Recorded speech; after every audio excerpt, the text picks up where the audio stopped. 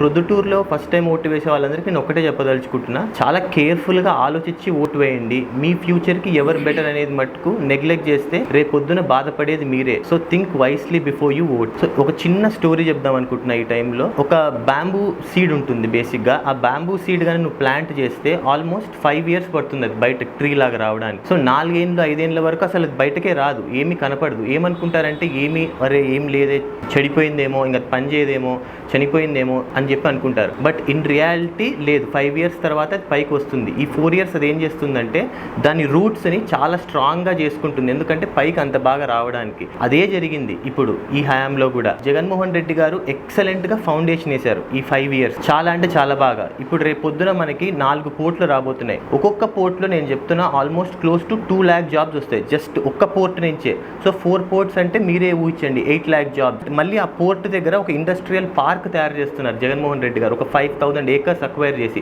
Each port దగ్గర. So అక్కడంతా companies పెడతారు. ఆ కంపెనీస్ అక్కడ పెడితే ఏమవుతుందంటే సప్లై చైన్ ఈజీ అవుతుంది, వాళ్ళు ఎక్కడికన్నా కానీ ఈజీగా ఎక్స్పోర్ట్స్ ఇంపోర్ట్స్ జరుగుతాయి.